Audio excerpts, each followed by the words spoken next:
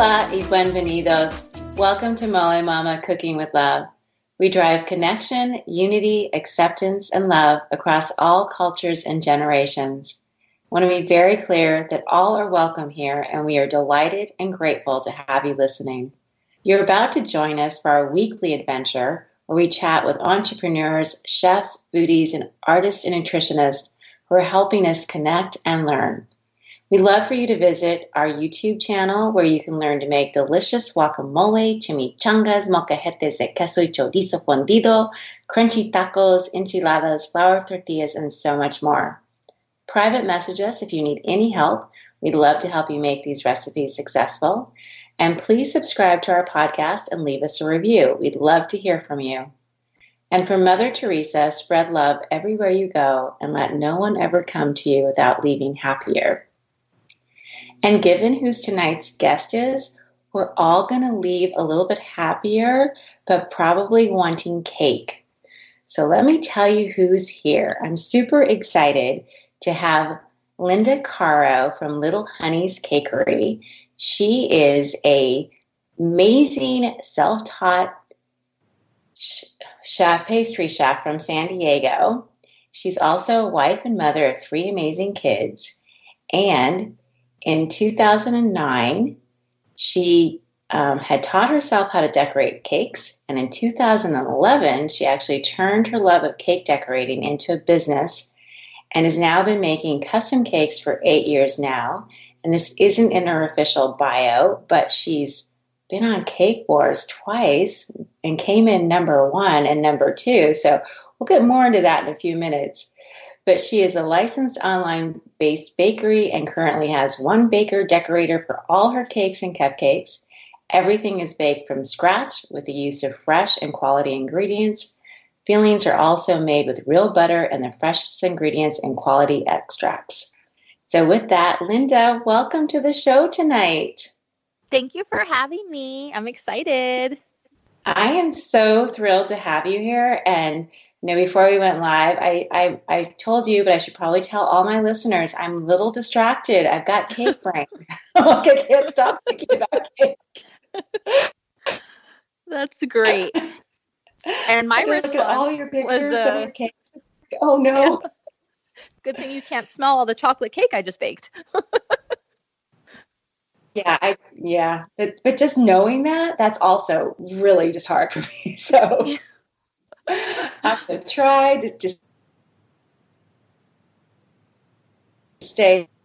You have a rather unique name. Can you tell us how you came up with the name of your business?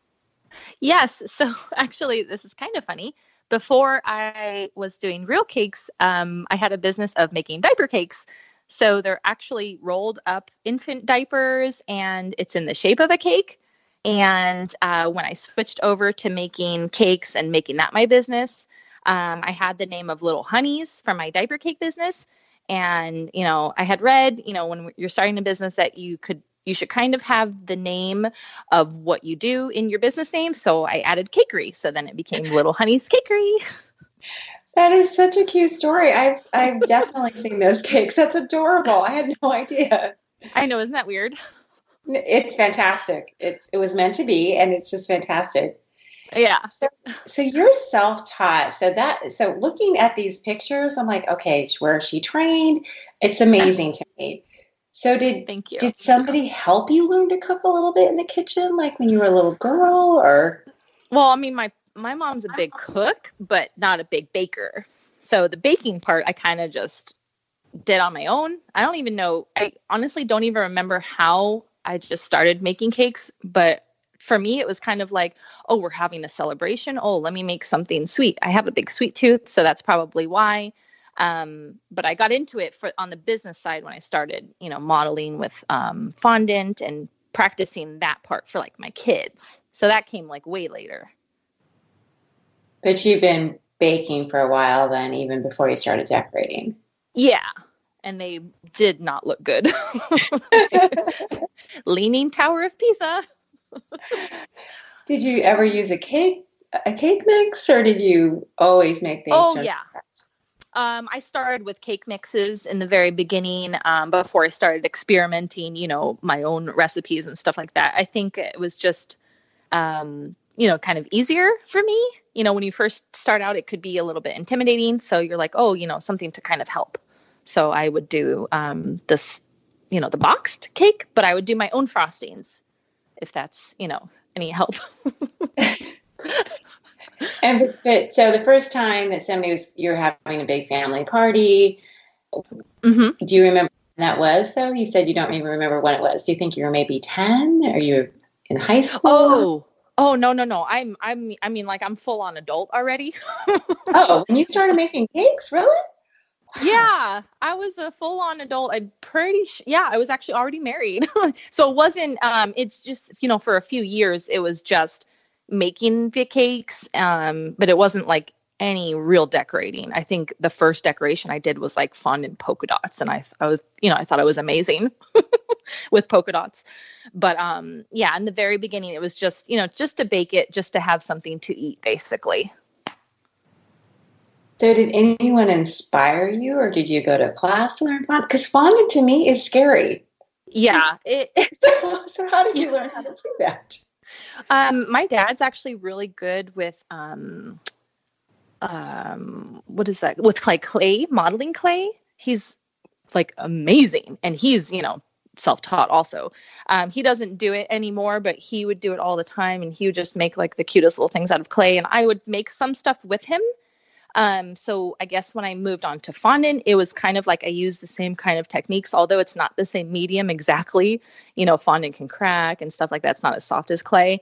But I mean, he kind of, taught me how to sculpt. So that's kind of where I got that part from. That's fantastic. So were you an artist as well before you started doing this? Yes, I've always, been pulled to art, and I used to sketch, draw pictures. I remember in high school, I would, sketch pictures, and then people would be like, "Oh, that's really cool. You make one for me." It's, it'd have like their name and some, cool pictures. It's almost like graffiti style. I actually have a book still of all my, art. So I've just always kind of been, interested in that aspect. Yeah, because your cakes don't even look like cakes. Oh, there's like there's the one I took a double take of the popcorn.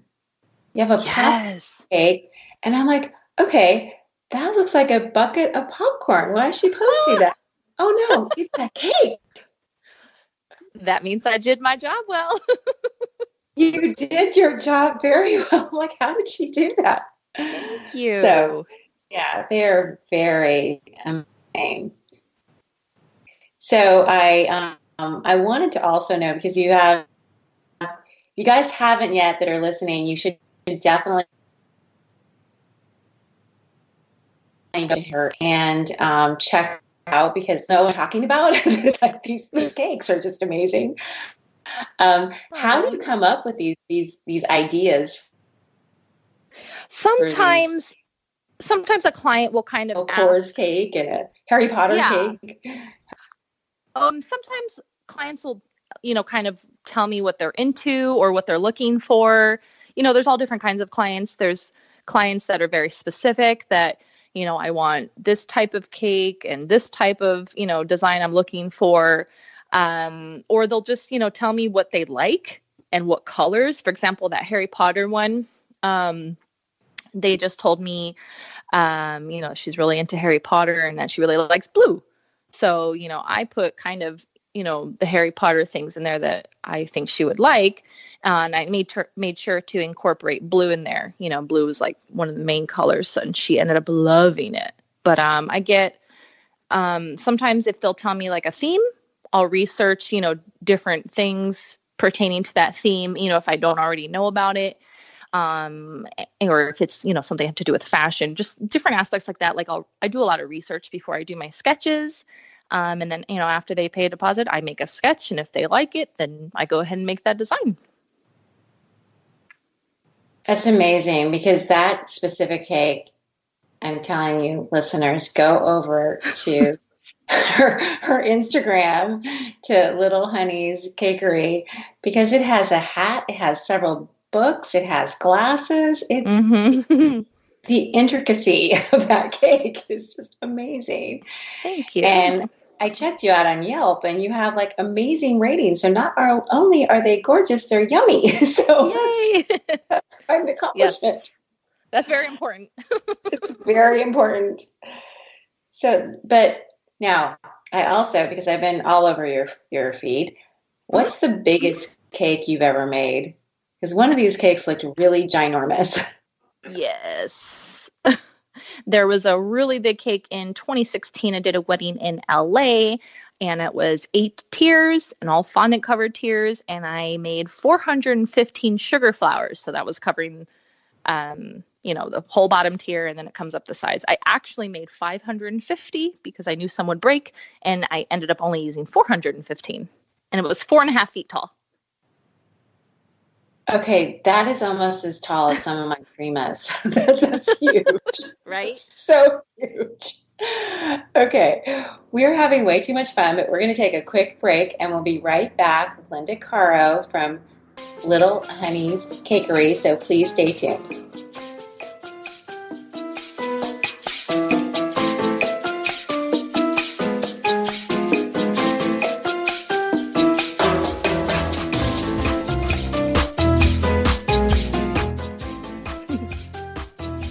We're back with Linda Caro from Little Hunnys Cakery in San Diego, and we have been talking about her amazing cakes that she makes, and she was just telling us about a 4.5-foot cake that she made for a wedding.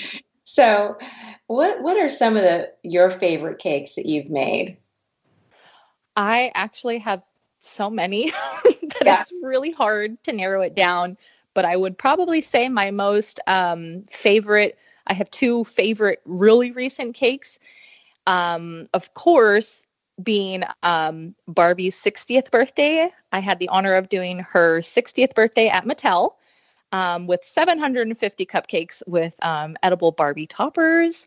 That was amazing. I did that, I think, 2 weeks ago now. And then my other favorite recent cake is a barbecue cake. And if you go onto my Instagram, you can see that. And I actually made a steak and some bratwurst and corn, asparagus and stuff like that. And I did, the realistic food realism there. So I just really had fun with that. Oh my goodness, woman. That is fantastic. You got to make the 60th anniversary of Barbie cake? Wow. Yes. That is so cool. That is really fun. I was thrilled. Yeah, I would be too. Yeah. That is fantastic. Yes. And also, I was looking on your feed and some of the real, I think there was vegetables that it was a chef's hat and some vegetables. Yes. I'm like, really? That's a cake? Okay. And I have to admit that I kind of love your Michael Kors cake. Yes. I'm kind of a fan of theirs. So, oh my God, so cute. Yes. And you have an Xbox cake. Yes, that was for my son, actually. His request. And it looks exactly like an Xbox. Yeah, I actually had a lot of people that said, "Oh, I thought that was a TV with an Xbox there." They didn't know it was a cake. That is amazing. Yeah, it was pretty great. Yeah, it's pretty great. So your cakes are really beautiful and unique, but you have some interesting flavors. Can you talk about some of the flavors that you do as well? Yes, some of the flavors I kind of just came up with by combinations that I like that are in other foods, like candies. For example, my Reese's cupcake. Actually, it was my customers that gave it that name. So it was a chocolate cake with peanut butter buttercream, and everyone tells me it tastes just like a Reese's. So that's, where that name came from. And then I have a cupcake that's called the Samoa, which is, named after the old name of the Girl Scout cookie. I think now it's called like Caramel Delight. So that's, believe vanilla cupcake, and then chocolate buttercream, caramel drizzle, and shredded baked coconut, toasted coconut on top. It's delicious. Oh my goodness. Mouthful. Okay, you have something called a choconilla. How do you say that? Yeah, choconilla. I kind of just choconilla. Okay. Yeah, I just blended chocolate and vanilla together, and I came up with choconilla. I like that. Very cute. Yeah. I think names are fun. Really fun. And I have to know, what is Sinful Citrus? Sinful Citrus, that's my chocolate cake, and it's a chocolate orange buttercream. And now I'm not like a big fan of chocolate buttercream, but for some reason, you know, I do this orange zest and fresh orange juice in there. And it's just such a really good fresh chocolate flavor, but it's not like super chocolatey. I don't even know how to explain it. Like everyone's like, oh my gosh, that's delicious. What is it? So it's like, it's almost like you can't really tell. It's just so good. You got to try it. It's just so good. Okay. I believe you. All right. So we've been talking about your cakes, but you also make cupcakes and cake jars. Yes. Like, why are you people making cake jars? I had somebody else on recently, and I found out that I thought I had recently been at one of her events to Danielle's Kitchen, and I thought that I had like a 4-ounce cake jar, and she told me it was a pint, and I ate the whole thing, and I'm like, no. Oh, I do half about your cake jars. I do a half pint, so it's basically the size of 2 cupcakes inside. I think when I first started making them, I did the really big jar, and I was almost like, this is too much. This is too much, even though, you know, people ate it. But the other one, it's perfect because 2 cupcakes in a jar, they look really pretty. You can use them as like a place setting at a party or a wedding, you know, just put like a little name tag on it. They're just really cute. You know, you layer it with your cupcake, your buttercream frosting, cupcake buttercream frosting, and, you know, some sprinkles in there, and then a cute little ribbon and a little wooden spoon. They just look really cute. They are darling. I saw those on your feed too, but I don't know. I'm scared of the cake jars because now I know how much I like those. Oh, no. Well, the good thing is that it has a lid, so you can eat half of it, put that lid on, and then save the rest for later. Linda, clearly you do not know me. So that jar will call my name. Just be calling my name until I go and I finish it off. There's just no hope. So the other thing, we also found out that you have an online shop with edible glue. Yes. What's edible glue? Okay, my edible glue. So I have been making edible glue for I don't even know how many years now, and I just made it just because I, you know, needed it, and it's used when you're gluing, say like fondant decorations to maybe a buttercream cake or to a fondant cake, or you know, you're making a sculpture and you need to glue certain pieces together. You have to use an edible adhesive, and the ones that they sell at the store, I've been told they're either too thick or too thin. And when people have tried mine, they said that's a perfect consistency. And I guess maybe it's hard for people to make. So I was like, okay. And it was actually my friend Alicia from Alicia's Delicious that said, you need to sell this stuff. And I was like, oh, okay. And then, you know, later on, I was like, okay, actually, I will. So people love it. That is outstanding. See, that is so great that you were given a great idea and you took it and ran with it, and now you're selling it. That's fantastic. And since you brought up the fabulous Alicia Delicious, and that's how we learned about you, Yay. can you tell our listeners a little bit about your adventure with her on Cake Wars? Yes. Okay. So she is my cake sister. So, well, you know, she does cookies, but she's my cake sister. And actually, that big cake that I made, the 4.5-foot cake, I had asked her to come with me to help assemble it and put all these flowers on because I knew it would take a long time. And when you're setting up for a wedding, you really don't have that much time. So when she came with me, I was like, I'm going to ask her to come on Cake Wars. I was already thinking about it, and that just solidified it. I asked her. She said yes. And, we went there, packed all of our stuff up, and we had an amazing time together. We learned a lot about each other, because you have a 2-hour drive up to LA. So we spoke a lot, and then, we share the hotel room together, and then working together, and then celebrating together. It was amazing, and I wouldn't have done it with anyone else. That's fantastic. But can you tell our listeners what cake you made? Because it's so cute. Yes. So the first time I went, 2016, the year I won, we did Powerpuff Girls, and I had made a Powerpuff Girl in the middle, and she's holding up, I forget the name of the building now, but she's holding up this building, and it's got the little mayor there, and then we have the other 2 Powerpuff Girls on the side, and it was done very crisp, and I was, complimented on that. And, everything was done the way that I would do a cake here. It was perfect. It literally was perfect. So me and Elise, we worked together and we just pulled this thing off. It was a lot of filming, a lot of standing on your feet nonstop. And the poor thing, she actually slipped on some of my edible glue. That thing is, I take it everywhere. But we had besides that, we had a really good time, and we worked together really well as a team. That is outstanding. Congratulations. And then you guys went back again, right? Yeah, we got asked back for Cake Wars Champs. Now, this is an episode where only winners get to go. So you're battling against previous winners.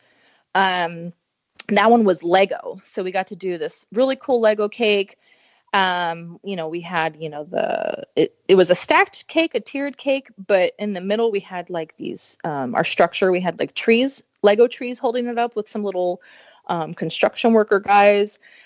We almost finished that cake. We didn't get the little forklift on top. It's hard, trying to get those perfect lines. And, I put so much detail into those little Lego guys that, we cut it really close, and, but we came in second. So that was good. Still so outstanding. Yeah.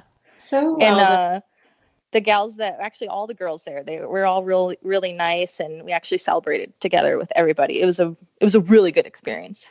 That's fantastic. So fantastic. Yeah. And for our listeners, I really recommend that you go find those cakes, because they are just so, again, like cakes. But they're so beautiful, just amazing. The artistry that goes into them.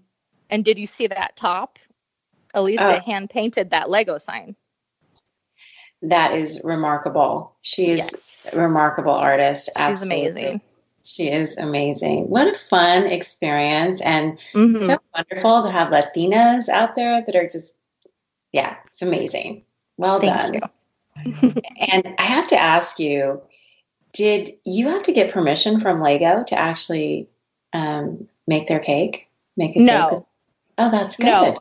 Now, I don't know if Cake Wars had to, because they have, licensed characters and themes every episode. But for us, we didn't have to. That's great. That's fantastic. Okay, so we're going to take another short break, and we will be right back in a moment.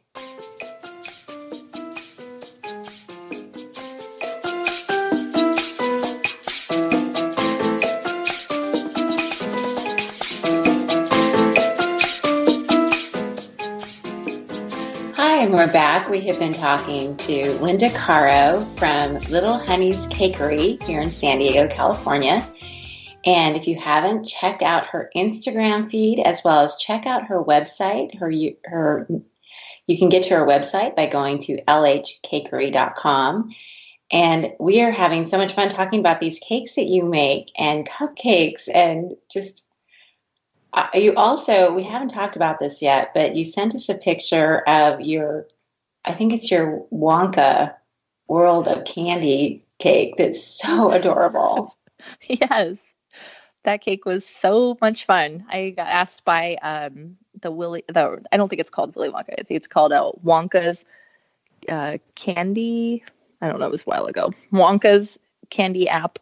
And it's a really fun app to make, to play with. And they had asked me to make a cake about the app. So again, in my design, I kind of, went on the app, I played it, doing my research, and I pulled things from the app, and I was able to incorporate that into a sketch, and I sent it over, and they loved it. So then I ended up making that cake, and I just had so much fun because I'm a big fan of the movie.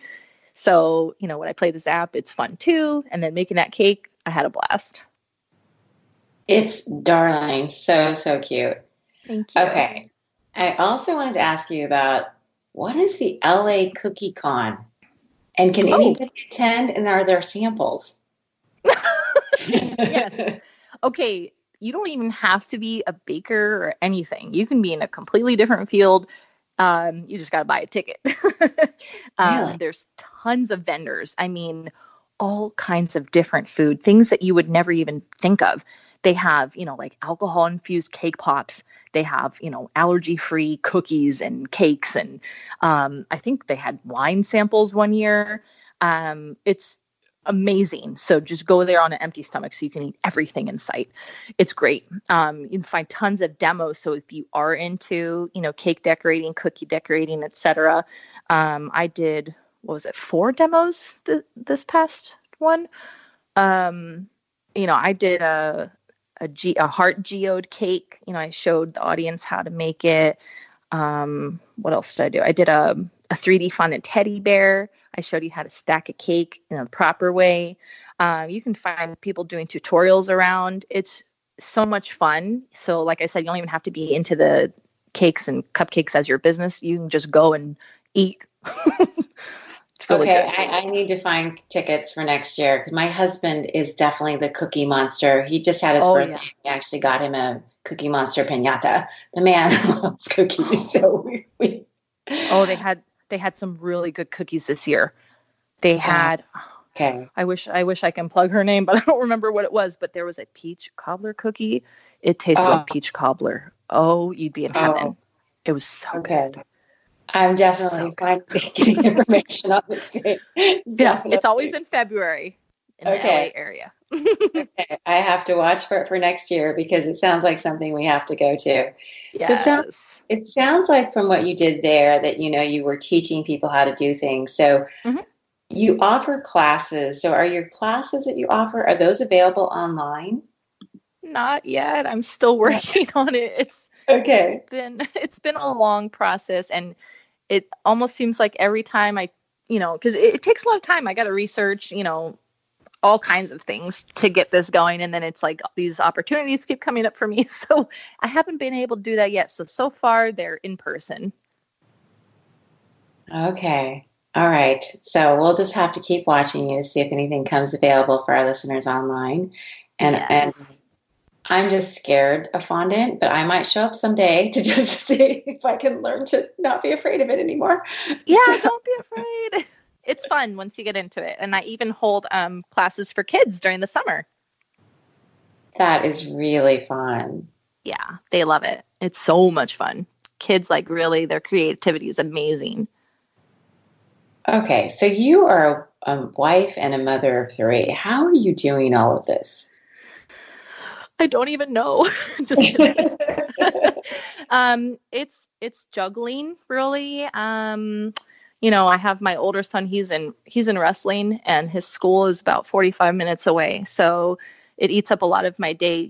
Driving, with traffic to and from, and then dropping my other kids off at a different school. I mostly do my cake stuff at night. Sometimes it's just really hard. I only have about 3 hours in the day by the time I drop kids off to the time I pick them up. So I kind of got to use that, time wisely. So mostly I do it at night. Everyone's sleeping. I'm up by myself. I'll turn some music on, and then I'll just get to work. But, you really have to find your balance with it, because it's not easy. So I've spoken to so many entrepreneurs, and that sounds like a lot of us are doing. I know that I do a lot of my work at night as well. Yes. What are some of the rewards that have come along with this? Sounds like there's been a lot. There's a ton. To name some of them, I mean, being able to make an amazing cake for your kids' party and not have to pay for it is that's pretty amazing. And to see their face, and just to hear them, talk to their friends, like my mama made that, it's really cute. And then, for my self-recognition, when I get published in like magazines, newspapers, getting on TV, stuff like that, that's just, I mean, it's a self-esteem booster, it just kind of helps you feel good, about what you're doing. And then, when I make cakes for other kids and, see them smile and they're so happy, that's amazing right there. That's just amazing. That is fantastic. What has been some of the biggest challenges in addition to the time? Like what have you learned as far as because of some of your challenges? At this point, I've learned quality over quantity for sure. Now I limit my orders. In the beginning, when I'm starting out, I just wanted every single order that would come my way. In the very, very beginning, I didn't turn anyone away. I literally would take every single order I can take. And, over time, it wore me down.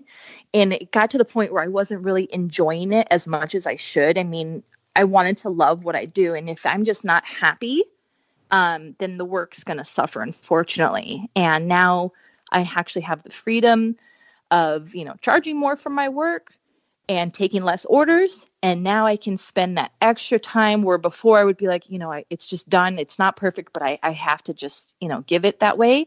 Now I'm like, I'm restarting it. I'm making this thing perfect. And that right there, I've learned from, those struggles, those challenges of just having way too much work. And now I've learned from it. That is, and that's a really good lesson. It's a very good lesson.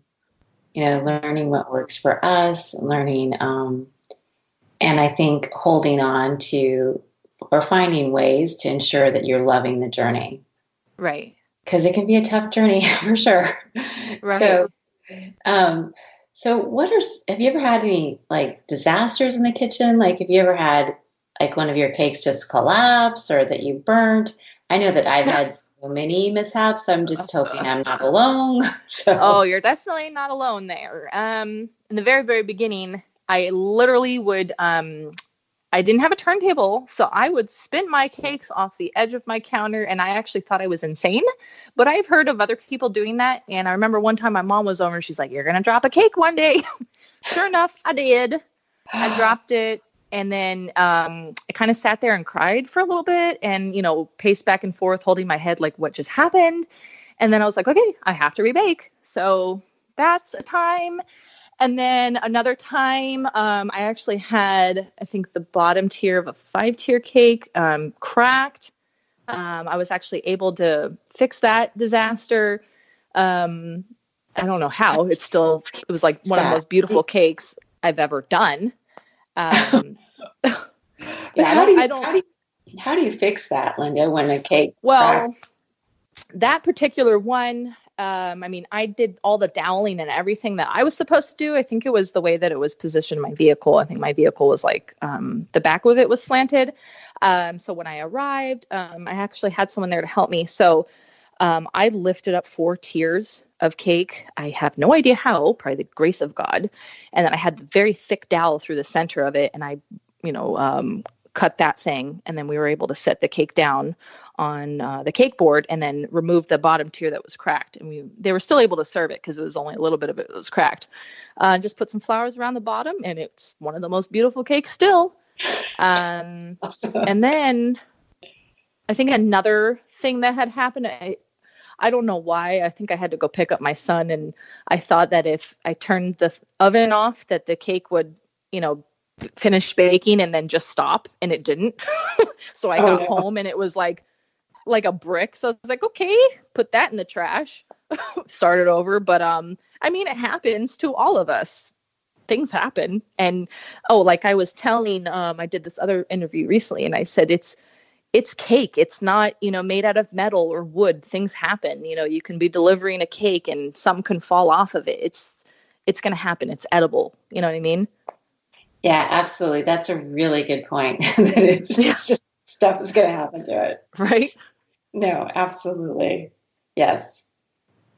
So you like found this passion in 2009. Here it's 10 years later. You've won awards, you taught yourself, and it sounds like you're really pursuing your passion. Mm-hmm. What advice would you give someone who wants to start their own business? If they want to start, figure it out. Yeah, well, there's still things to learn and learning new things every day. But if you want to pursue something, just do your research first, figure out what you need to do. I think when I started in the very, very beginning, I don't think there was the cottage food law yet. So when that came available, that's when I was able to, get all that paperwork done. That's just so that you're able to be licensed from a home kitchen. If you're doing it out of a commercial kitchen, then that's different. But research to see what you have to do, because there's, quite a few things. If you're from home, you have to have the food handler's license. You have to do your business fictitious name, go to your county health department, everything, business license. Just do your research on what you need to do and just try to be the best. Try to be the best at what you're doing. You want to give your clients, a good product. So I would say, don't just try to take so much volume. Try to make sure you're putting out quality products for your customers, and that'll keep them coming back. That's really great advice. Thank you for sharing that with our listeners.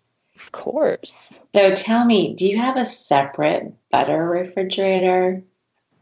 Yes, I have a huge commercial fridge. I actually have 3 fridges. Oh my goodness. 2 regular size and 1 commercial fridge. Yeah, it helps, because in the very, very beginning, I think most people only have 1 fridge, or maybe they have a second fridge. But if you have 1 fridge, it's kind of hard to fit cakes and, all of your food. Plus, it's, not sanitary if you have, meats in there and then a cake. So that's not good. So I like having my cakes all in 1 fridge. That's great. But I am serious. How much do you just go through butter like it's just like it's nobody's business? Yeah, Yes. Really. I get the funniest looks at me when I'm buying, 60 pounds of butter. People are like, "Oh my gosh, what are you doing? Why do you need so much butter?" And I was, "I'm a baker." And then they go, "Okay," but they stare at me. It's really funny. Oh, I bet.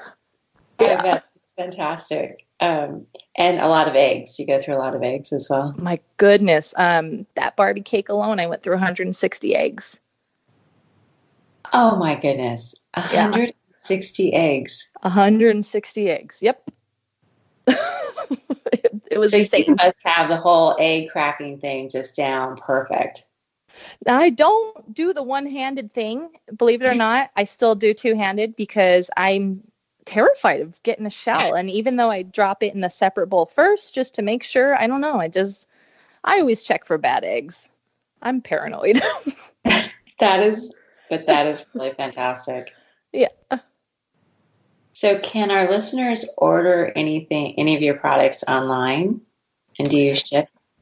Yes. Online, I do the non-edible. I do my edible glue, but I don't do, my cakes or cupcakes online. But they can buy T-shirts. They can buy edible glue. And then I also have some chili gummies on there. But as far as cakes and cupcakes, I don't know. I don't trust the postal service to get it there in one piece. Unless you want cupcake soup, then that's different. Yeah, you shouldn't trust them. I a couple years ago, our amazing producer, Ade, who's here with us right now, Mm-hmm. I made him some cupcakes and I shipped them to him and they never arrived. They were taken. So someone smelled through that box. They were gone. We never found them. They were lost forever. And since I brought him up, I have to give him a huge shout out because today is his birthday. Feliz cumpleaños Ade, our primo, who's with us all the time. He's just amazing. And so I hope he got some cupcakes today. I hope he did, but they weren't for me. I won't ship him anything anymore, I'm afraid. Not because they won't get it. Not because, they will look terrible. It's because they will be taken. It's just taken. So, I also read someplace that you actually donate some of your cakes, and I was so touched by what you do. So I was hoping that wouldn't mind sharing that with our listeners. Yes, of course. There used to be two organizations. The one of them, I don't know why, but I don't think they're in business anymore. It was called Cakes Against Cancer for Kids. But the other one that is still running is Icing Smiles. And we provide cakes to children, with illnesses like the real bad illnesses, not just like, a regular illness, but something that's terminal or something that's life-threatening. So I'll be contacted by this organization, nonprofit, and they'll tell me what the child wants, like what kind of cake, if they have any allergies, and then, where I get to deliver it to. And just to see the face, smile, laugh, the gratitude, it like I'll get put into tears because it really is touching. Like, these kids don't always get to smile because of what they're going through. So if I can make them smile because of a cake, that's it for me. That's such a big reward. It's such a great way to touch someone's life, and then you can become, friends with these people and have, a relationship. Some of the parents I still stay in contact with, just because, I've done their children's cakes so many years in a row, and it's really great to meet these people. That is so fantastic that you do that for them, Linda. What a blessing I'm sure it is for them to get this fabulous, beautiful cake. It's so generous of you. And it sounds like you're very, very busy, so it probably means that you're not doing something else. So well done. That's very, very kind. Just really very, very kind. Thank you. Yeah, it's fantastic. So now, do you have these 3 kids. Do they ever get tired of having all these cakes and cupcakes around in the house? No. I have cake scraps right now. Just made all these chocolate cakes and it's almost gone. And I have, I think, 18 tops of chocolate cake and they're almost gone. They go crazy for it. And then, when I don't have cake scraps, they're like, do you have any cupcakes? And if I don't, it's like the world is ruined. That is dandy. Yeah. That is really sweet too. Yeah. Because I know that when my children still lived with us, sometimes they'd be like, "Yeah, we're having, this Mexican dish or enchiladas again." It's like it was no big deal. I was like, "Yeah, I'm over that, Mom." I'm like, "Okay." Oh. But I wasn't making cakes and cupcakes all the time, so maybe that's the trick. Is you have to do that. So yeah, feed them sweets first, and then give them dinner. So you do all this baking. So do you also like to cook, or is baking really your thing? Actually, before I get into the cooking part, I actually hate baking. I should mention that. Okay. I know it sounds funny. Everyone's like, what? I literally don't like baking because it takes a lot of my time and it's messy. I had my kitchen remodeled 2 years ago and I don't like that thing to get messy at all. So a little bit of a mess drives me crazy. I like to have it nice and clean, sparkling counters. So baking, not a fan of. I love decorating, and to get to the decorating, I need to bake. With that being said, I love cooking. I literally love cooking so much. The only time I don't like cooking is if, I've been really busy with cakes and, they're hungry and I don't know what to make. I haven't planned anything. Then I'm like, oh my gosh, what should I make? But if I know what I want to make or I've already planned it out, I'll like cook up a storm. I like making everything from scratch. I do fresh pizzas from scratch, everything from scratch, the dough, the sauce, everything. I love it. Okay, that's fantastic. All right. Interesting, huh? Yeah, no, I think it is, because usually you like to do one or the other. It's kind of rare that I've talked or spoken to people who really love to do both. Yeah. Because I know my Prima Eva's on our show a lot, and she's an amazing pastry chef, and she loves to bake, and I am more of a cook. I prefer cooking. Oh.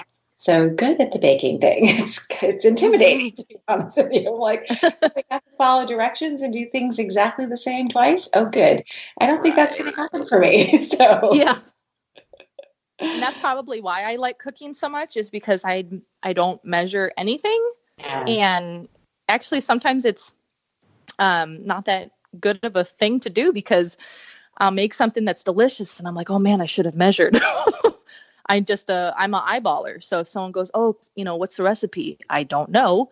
A pinch of this, throw some of that in. That's how I cook. I eyeball everything. I do the same thing. And yeah. After many years of my husband being like, excuse me, that doesn't taste the way it did 3 times ago. Can we get back to the 3 times ago version? So now what I do, if I made a while ago, I made some puri chicken, which is this really spicy chicken dish. It's amazing. And it came out really, like, we loved it. And I was like, okay, I'm writing down. So now what I've been doing is I've been taking notes. I don't exactly put all the exact measurements, but I take notes so I can go back to it and go, okay, that's smart. Now, some of my dishes that I do all the time, those come out exactly the same. But it's like when I try something new, that's kind of the same thing. They're like, oh, it doesn't taste the same. Yeah, and I've really been working on these chorizo chilaquiles. And yes. Oh my gosh, I think I've mastered it, but so that's the same thing. I've been just writing it all down, and I think I finally got it to a place where it's like, yes, and now I know. But anyway, so it has been so much fun to talk to you.